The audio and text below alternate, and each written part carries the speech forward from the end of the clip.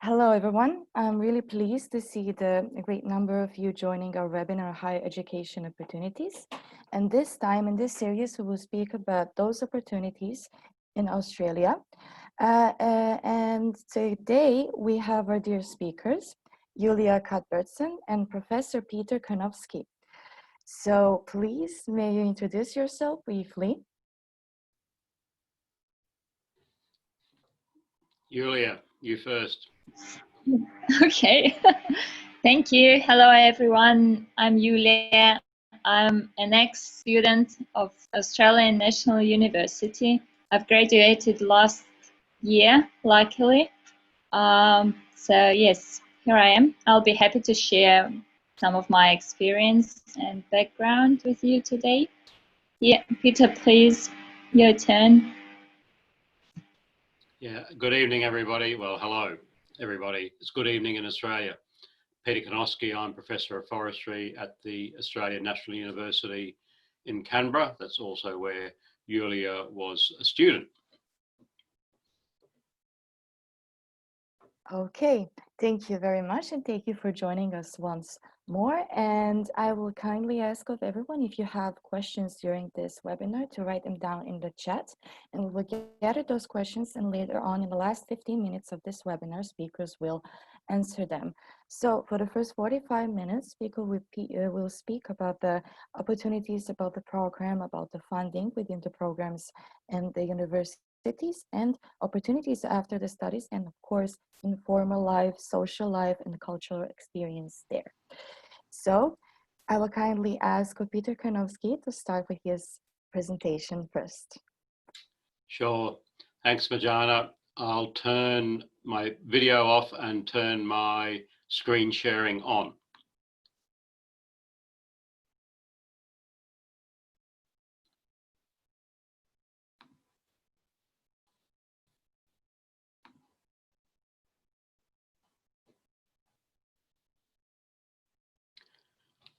So let me just check, perhaps from Julia or Majana, that you can see these slides. Is that the case? It's hard to tell sometimes.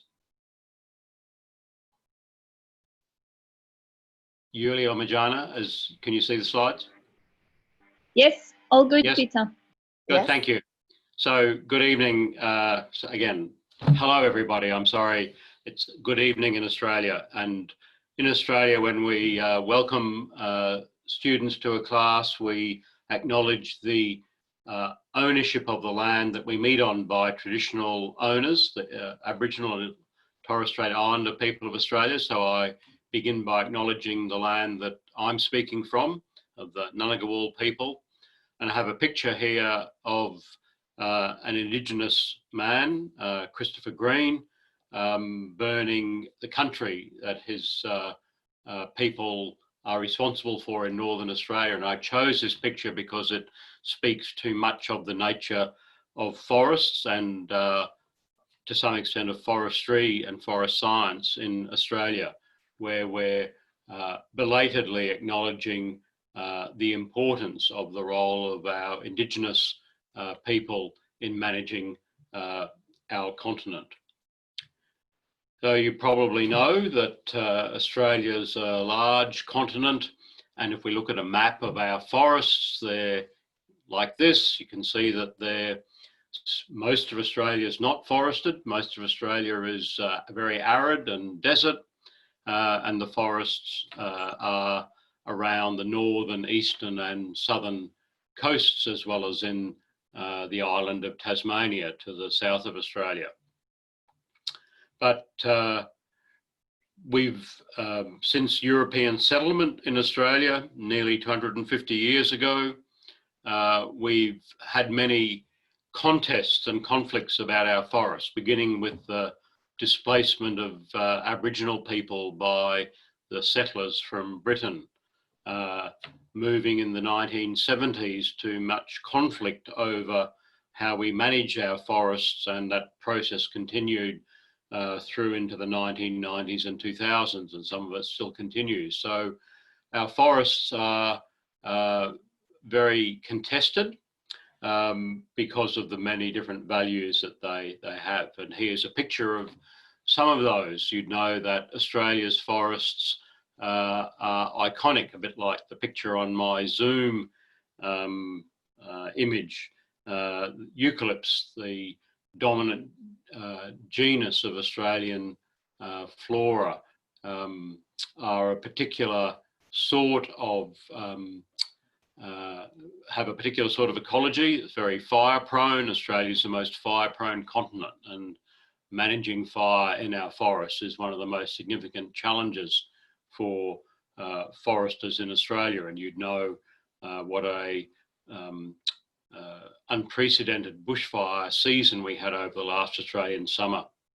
We've got the tallest flowering plants in the world. The picture on the left is of mountain ash forest in Victoria, as tall as the redwoods in California. We've got iconic biodiversity like our koala in the middle, and we've got forests like those on the right that are adapted to the very dry regimes of climate in Australia. Australia has the most variable climate in the world in terms of patterns of rainfall and river flow. We also have lots of plantation forests over the last 100 years in particular, and they're the basis of much of our forest industry now. So many Australian foresters, the majority employed in forestry now, work managing forest plantations and the industries that they support. And like many other countries, farmers manage forests in Australia, not often for the forest values, but the forests are an important part of their farms and deliver them many environmental services. And here's a picture of a PhD student in Tasmania, the island to the south of Australia, talking to a farmer about her research work, and the web links there that I'm sure Marjana can circulate these slides afterwards, will take you to read more about her research. Now I'm speaking to you from Canberra. It's the national capital, purpose-built more than 100 years ago to be the capital and designed to be a city in a forest. So as in many other countries, urban forests are very important in Australia, and how we manage those forests is very relevant to the majority of Australia's people. I'm an academic in the Fenner School of Environment and Society at the Australian National University. That's where Yulia, who'll speak next, was a student. It's a school with broad interests, and you can see in this screen grab from today, the school's featuring some of our work on COVID-19 and sustainability. Our school community is around 50 academics, 150 PhD students, 100 master's students, and about 450 undergraduates. And around 10 to 15% of those students are focused on forests. The others might be working on water, on sustainability, on energy, on a whole range of topics in environment and sustainability. And if these sorts of things matter, we're the top ranked university in Australia for forest science. There are 3 levels of program in the Australian higher education system, similar to most countries. At the undergraduate level, we offer a bachelor's in environment and sustainability, and you can choose to specialise in forestry within that. It's a 3-year program, and around a third of the students are international students. At the graduate level, there are taught masters in forestry, in environment and in climate change, 100 students across all of those 3 degrees. In Australia, it takes 2 years to complete a master's, and at least 1 year of that is coursework, and up to a year can be research. And in our school, around half of the master's students are international students. And then the next level, a PhD or an equivalent research degree, 3.5 to 4 years. In Australia, It's rather similar to Britain. There's no coursework in the PhD. All of the time is spent on research, and around 40% of our students, PhD students, are international students. In all of those programs, you can see from the picture, here's one of the classes that I convened.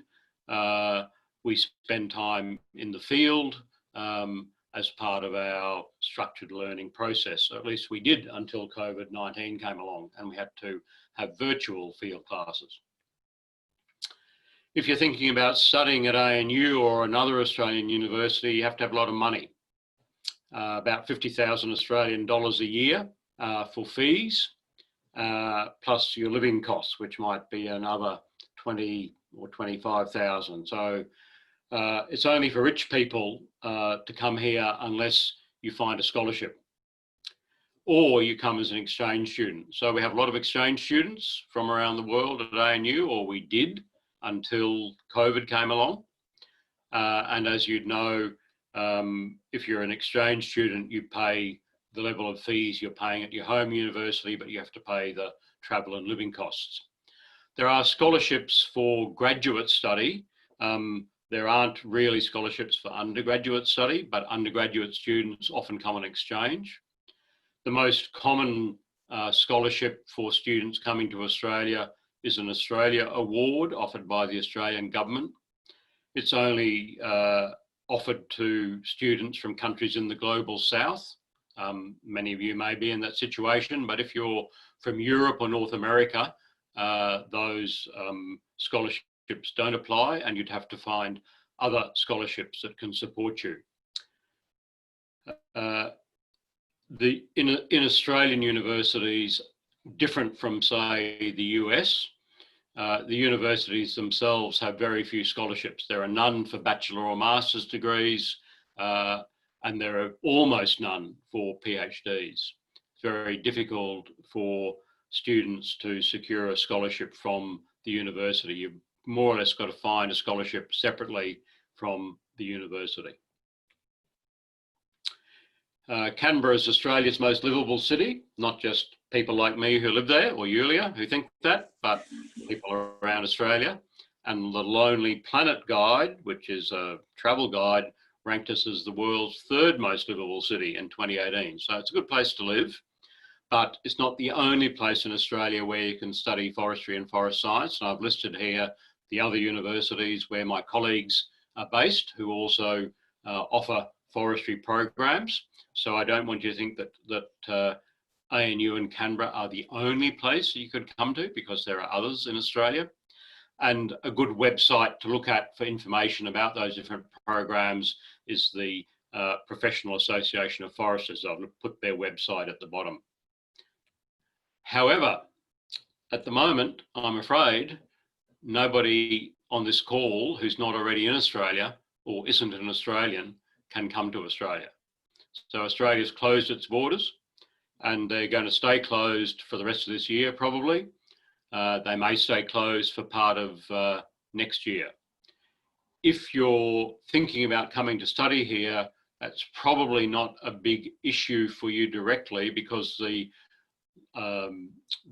lag time between applying, securing a scholarship and coming to Australia is usually at least a year. So you need to be thinking about a year ahead, but it's probably going to take a year for Australia to relax its travel restrictions. So just to be clear about that big constraint at the moment that we're facing here in Australia. So thanks, Marjana. That's all I wanted to say by way of background, and I'll stop sharing my slides and look forward to responding to questions later. Thank you. Thank you so much, Professor Kanowski. That was a brilliant presentation. I hope you all guys enjoyed it. So we are moving on to Yulia. Hey. So firstly, can you tell us something general about the program? We heard a lot of things per professor, but if you can add something extra. And also, Professor mentioned that it's hard for someone from Europe to get a scholarship. So if you can add something about that, about the funding also. How do you get the funding, and etc.? Okay, thank you, Mirjana. Thank you, Peter, for your beautiful slides. Unfortunately, I didn't prepare any slides from my behalf, so you'll have to look at me instead. Yes, as I mentioned, I've graduated from my Masters of Environment last December. I haven't done the forestry itself, but the degree that I've finalized was natural resource management. That included forestry as well. So when you're studying at ANU, you have some compulsory subjects, but also a wide range of subjects that you can choose yourself, and it will depend only on your own interests. So in terms of funding and scholarships, I've been lucky to be an Australian citizen by the time when I started my studies. So I didn't have to search for funding per se, but at the same time, I've just checked a new website in terms of funding and realized that there are quite a few opportunities that not only Fenner School where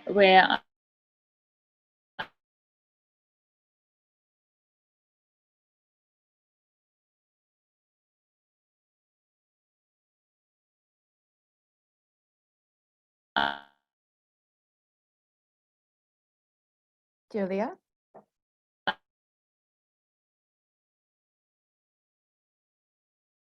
Okay, there's some I've done yes, sorry. There's some issues. You were frozen, so I just tried to unfroze you. Now we can hear you again. Yes, I'm back. So, and I think Australia in general is interested in people from Asia Pacific coming to study it in Australia. So there might be some opportunities, but I can't provide you with direct links, unfortunately. So you need to research yourself.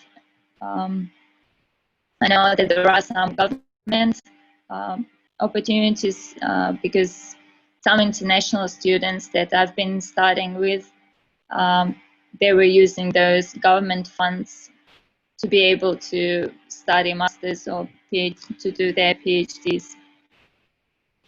So overall, from my experience, studying at ANU was quite beneficial because during like when you are choosing a subject, you have all sorts of experiences. Apart from the field trips that Peter mentioned, there are also projects that you can participate. For example, in one of our sustainability subjects, we had a real life experience providing, like developing a project for a particular organization that was developing a new campus, and students were invited to provide the options that they would develop within the campus, and it was really interesting.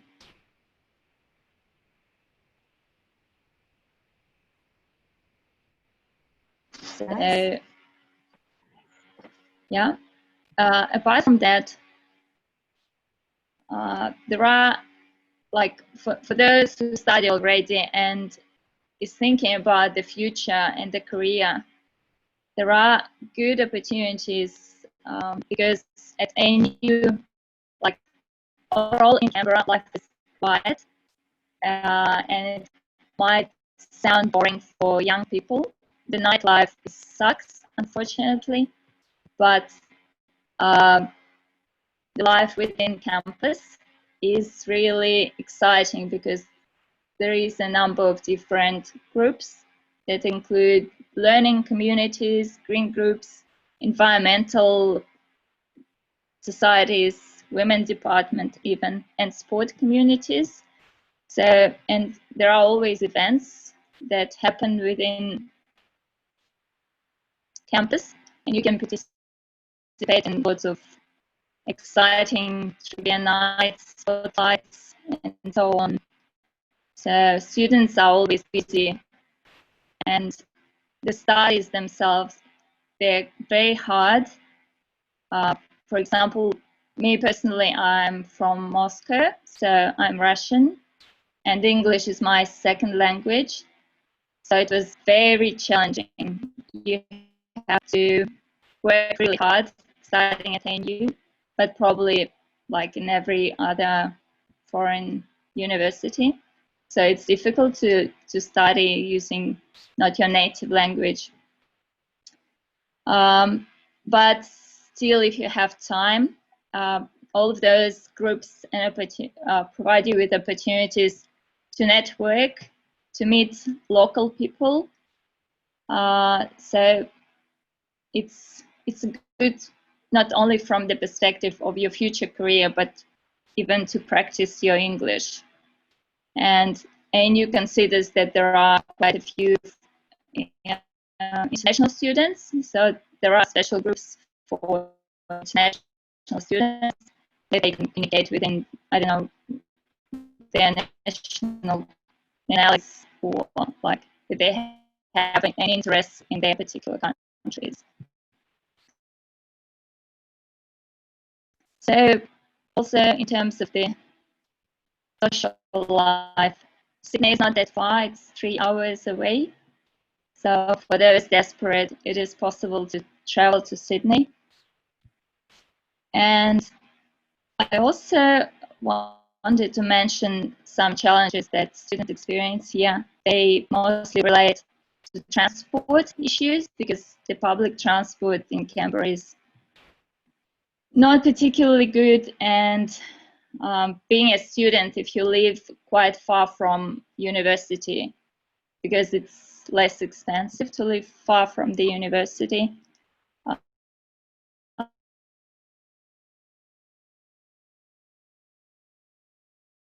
cost of living is pretty high, and the qualities of accommodation in Canberra is pretty low. Anyway, if you've got the funding, I think it's really worthwhile to get this experience studying in Australia in #1 university. So in terms of my degree and how my career begins here.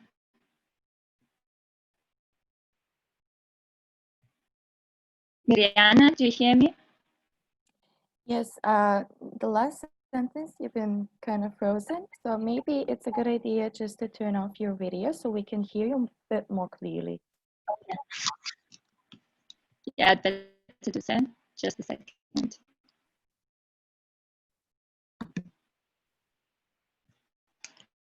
If I'll succeed. Yeah. Yes, okay, I can hear you now well.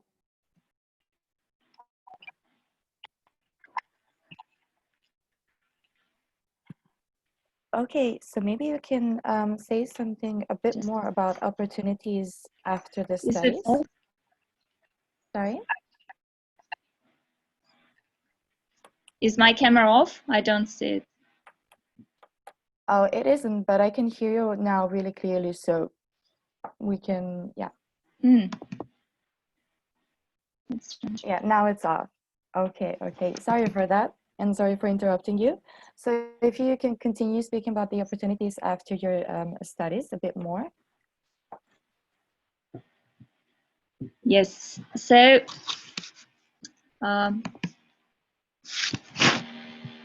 the important thing, as I mentioned earlier, is networking, because it's a clue to your career here in Australia, but probably in many other countries it is as well. Those groups that I mentioned, they allow you to understand how the networking works here, and what's the structure of life. So what's the structure of the what other opportunities for a future career might be. So IFSA at ANU exists, and it's really good. So we've been pretty proactive last year, and it's more challenging this year, but we are still progressing. So for example, being a part of IFSA at ANU allowed our group of IFSA participants to organize a careers event that gathered more than 100 people, including students as well as industry representatives. And it allowed us students from all over the Asia Pacific and Australia to find out who are those people that are involved in forestry. So it was a really successful event, and since then we've started to communicate with the forestry industry people, and now they're sending us information that relates to the graduate opportunities. So there are quite a few graduate opportunities within forestry, even now during the crisis. And the industry people are still involved in, still interested in highly educated students that ANU allows us to be. And yeah, also it's overall quite beneficial to be engaging and to be proactive during your studies. So it's a good advice for students to ask many questions, like I did, for example, and that's how lecturers and professors find out more about you particularly. So, and once you establish better relationships with professors and lecturers, you have an opportunity to participate maybe in some projects that they're involved or they can invite you to. Yeah, so these are probably the clue moments. Networking is really the key, and I highly recommend everyone to consider this during their studies. Yeah, so probably that's it for now, and I'll be happy to answer questions later on. Okay, thank you so much, Julia. So we talked about scholarships, and Professor Kanowski mentioned that it's really hard to get scholarships, but there is one question. Do this Australian Award scholarships cover both course fees and living fees, or only course fees? The answer is both.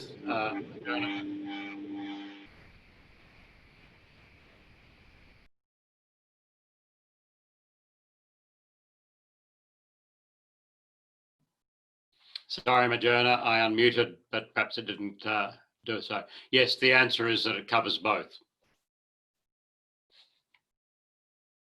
Okay, thank you. So do any of IFSA dear members who are in this webinar have questions for either Julia or Professor Kanowski?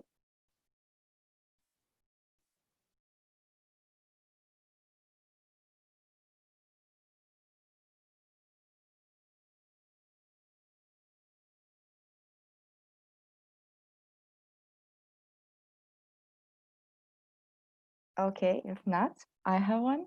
So about the scholarships, again, I know it's really hard to get the scholarship, but is there anything or any program or any opportunity for people from Europe they can apply to go to Australia and study? Not very many. There may be some, depending which European country you come from and which university you're at. There aren't any that are offered by Australia. So somebody from Europe would have to look to their own country or their own resources.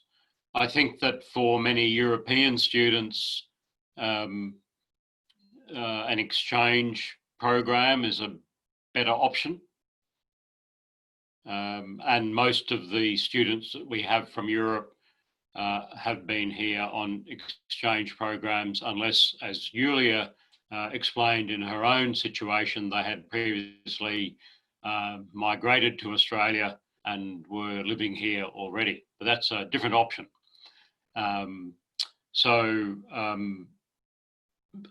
The scholarships that are offered from the Australian government and from other sources like development assistance agencies typically only support students from the global south. So that's a constraint for students from Europe.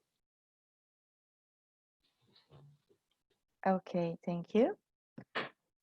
So if anyone else does want to, if not, I have one more question. The question is, average per year, is there many students who apply from outside Australia to Australian universities, particularly your university, or is that number small, or yes? There are more, it's competitive to be accepted. You have to have good academic results. So that's the first point to say. The second point is that if your academic results are good in the top quarter, then it's likely you'll be offered a place by an Australian university. But the limiting factor generally is scholarship funding, because as I explained and Julia explained, the government policy is to charge international students a high level of fee. So it's more, I think, if you're a good student, it's straightforward to be accepted. But even if you're accepted, it doesn't guarantee you having funding.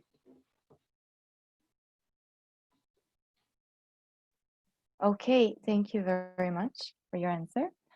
Do we have maybe more questions from the audience?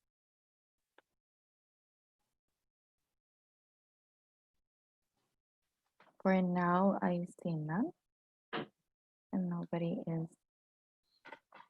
saying anything.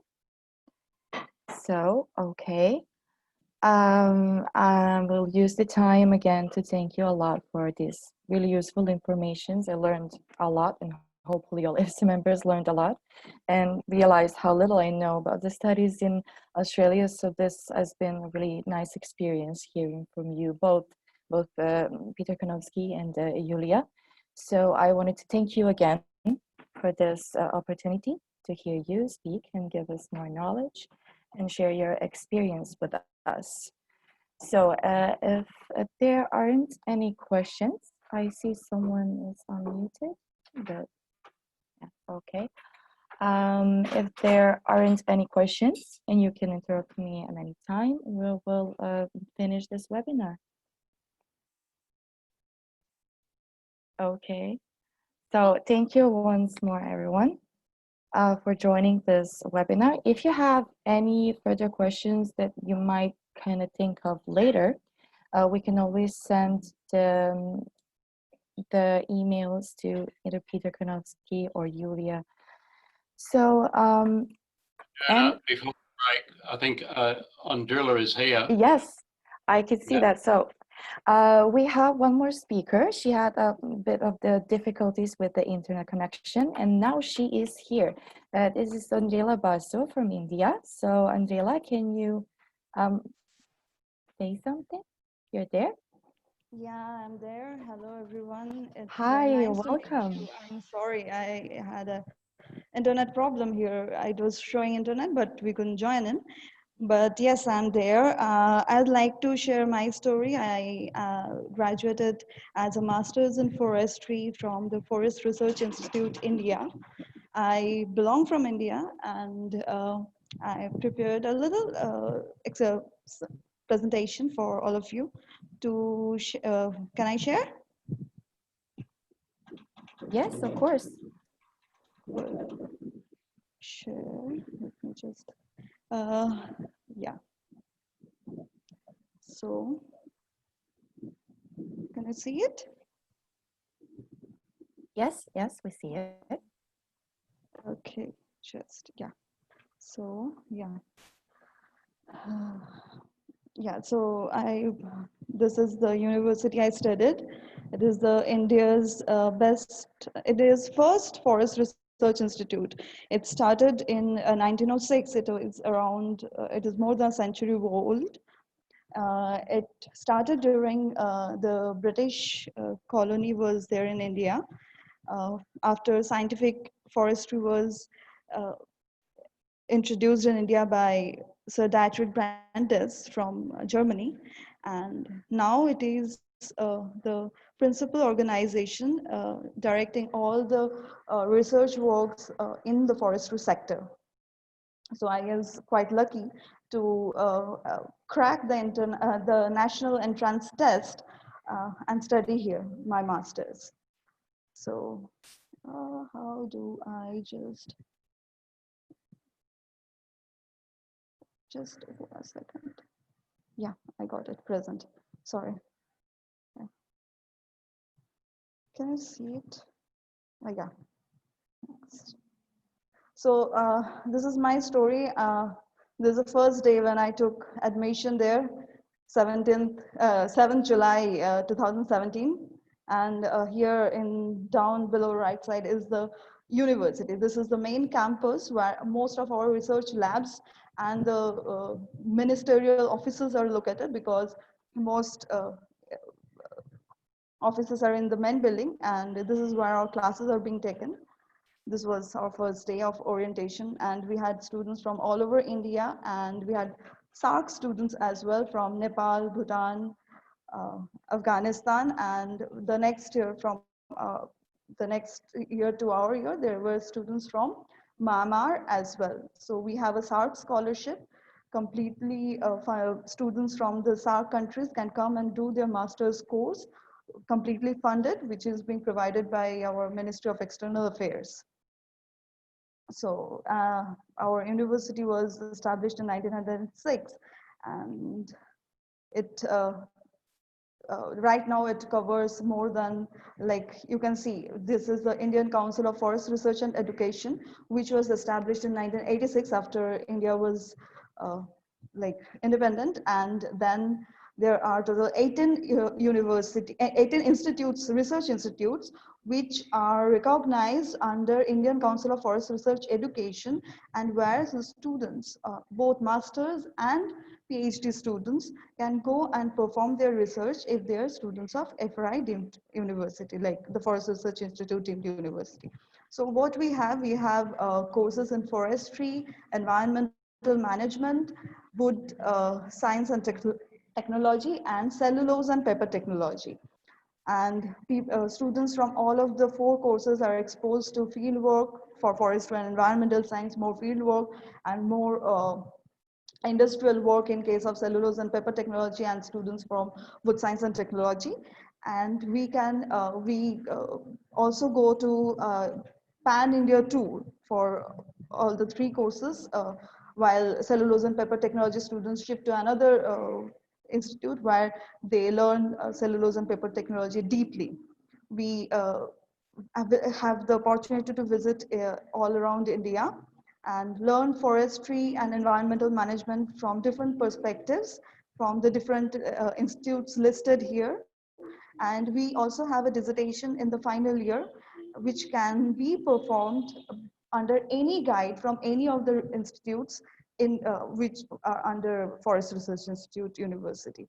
So this is a very good opportunity for the South Asian students to come over here and learn how the Indian forestry is working, and how, since the South Asian region has a similar climate, similar environment, and similar geographical characteristics, they can learn and they can go back to their countries and perform better. Like, I remember in my classmates, there were people who were studying, who were actually officers from, like, my friend was an officer from the Bhutan forestry service, and he came to India to study with us about our forestry, and he went back, joined his service again. There was two persons from Afghanistan who were professors in agricultural universities who studied masters with us in forestry, so that they can go back and develop their institutes there. So this is an opportunity for all the South Asian people, because every year for the SARC students, it's around 3,000 euro, $3,000 scholarship is provided for their stay and for their uh, studies. And all they have to bear is, even for the tools, everything is like taken care by the uh, university. We have very good hostels and laboratories, all everything. So yeah, only the food and their personal uh, expenses they have to do take care of. But yes, for Indian students, it's a completely, and for even for the international students, for international students, it's depends on their merit, and for Indian students, it's an uh, Indian nationalized exam test which we have to clear, and everyone has to be from a background of science to do this. And you need not, like I was from forestry. There might be someone from agriculture, someone from math, stats, anything, mathematics, statistics, physics, chemistry, because finally forestry is an interdisciplinary study, and we try to look into the interdisciplinary and area. The more diverse, the better. We had multiple students from engineering background, uh, physics background, and forestry background as well. So here are our divisions. These are the different divisions, and you can see here, uh, it is our botanical garden. We have a very nice botanical garden. We have 6 museums, and we have laboratories under these divisions, like we have botany, cellulose and paper chemistry, ecology, forest entomology, forest pathology, and forest products, genetics, and for international collaboration, we are having an international collaboration with the University of British Columbia, Canada, Swedish Agriculture University, and August University at Göttingen, Germany. I know personally one of my seniors who is quite close to me. We talk regularly. Is doing his PhD work. He's doing his PhD from wood science, and he is in Germany at right now. He's doing a part of his project work there. There are people who have done their masters thesis also in other countries. One of my friends have got Rufford scholarship. I remember amongst my seniors, there were 3 people, students who received Rufford scholarships. In my batch, there were 2, and in this batch, like my junior batch, there is 1 who is doing Rufford scholarship and wetland management. And for SARC students, uh, the 2 Rafa scholarship I spoke of last year, they were both from Nepal, one of my colleagues from Nepal. So for other students, from international students in Southern Asian countries, it's a great opportunity to come over, visit India in the 2 years. You have a great opportunity here.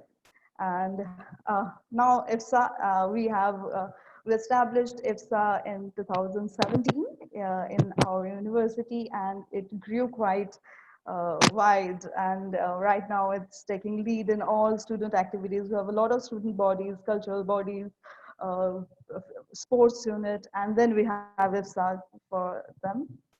And this is something I did a short research on. This is based on 2017 review. I could find that these are the kinds of publications, and these are the kind of works that they have been doing. There are various kinds of projects going on, national level projects and cross-country level projects in the Himalayan region, including India, Nepal, Bhutan, and people can take part and do their researches under the scientists who are doing this kind of projects. And then we have a lot of student activities. We had the sports week. We get the opportunity to do the Amazonia quiz, in which even our teachers, even scientists take part. They take quite an interest. We this was about our cultural program that we did in 2018. and it was quite good. And we tried to express the culture from not only India as well as the students who are from the different countries. And so, and about the placements, they made various, since our FRI is under the Ministry of Environment, Forest and Climate Change, many students after they graduate, they do masters, they go in different projects as scientists, as research fellows, and the ministry projects, and they get selected, they take the exams and get selected as Indian Forest Service officers and study in Indira Gandhi National Forest Academy. In ICFRA, I showed like 18 institutes are there under the Indian Council for Forest Research and Education, this apex body for Indian forestry. And the FRI Team to be University is the university that controls all the research work and a PhD and masters under these institutes. So students get, after they graduate, they get an opportunity to work with the scientists in different projects in the 18 institutes. And then there are the CSIR, the National Environmental Engineering Research Institute, where our alumnus, many of our seniors are working there. We have the Wildlife Institute India, another apex body for wildlife research. Many of our students do their master's thesis in Wildlife Institute of India. It is also in Dehradun. Another important institute, I forgot to mention it here, the Indian Institute of Remote Sensing. It is under the Indian State Space Research Organization. Even with them, that is also located in Dehradun. So the location of FRI is quite good because it is in the state of Uttarakhand in India, in Dehradun, and we have three other important research organizations here: the Wildlife Institute of India, the Indian Institute of Remote Sensing, and the Vadia Institute of Himalayan Ecology, Himalayan Geology and Himalayan Ecology here. So these four institutes being seated in the same area, in the same city, in the same town, I'd say in Dehradun, it's very easy for us to go visit these institutes, take classes in these institutes. There is an interaction of professors coming, scientists coming from these institutes and teaching us, and we doing our project works, our research works. We have this term papers, short research works, review of literature, or short experimental research in all of the semesters, except the third one because we have the national tour there. So in the first two semesters, we get to learn how the different projects are going on, and even we can take a guide from these other institutes and do research works there. Like I did in pathology, and then I shifted into sustainable forest management. There are a few juniors of mine who did on wildlife and ecology in Wildlife Institute of India. Some did in bird acoustics, some did study the silvicultural characteristics, and they took the opportunity to study with the forest department, Indian Forest Department of Rishikesh, Haridwar, Dehradun, I mean all the regions around. And also one of my friends from Nepal took the opportunity to study sustainable forest management and compare it with Indian perspective and Nepalese perspective on SAL.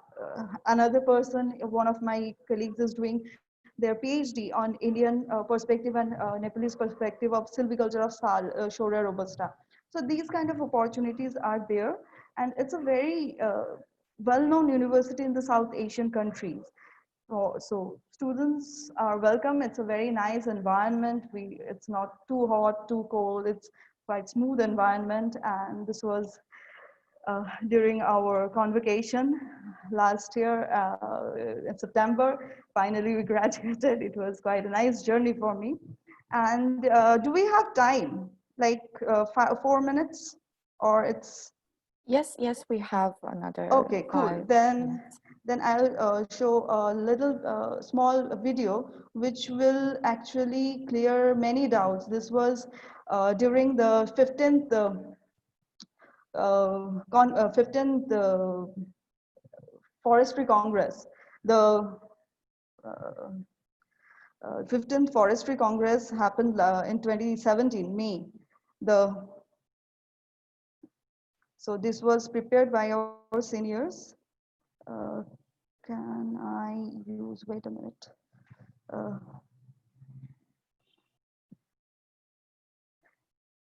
Just Mariana, just check. Can you hear? Can you hear? Okay, wait a minute. Then I have to activate Sorry. the. Yes, Yeah, just it would be just the pictures, right?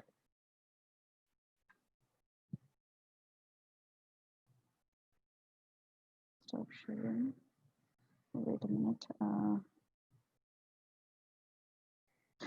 It was in 2017, the 15th Commonwealth Forestry Congress. It was held in our FRI, ICFRI.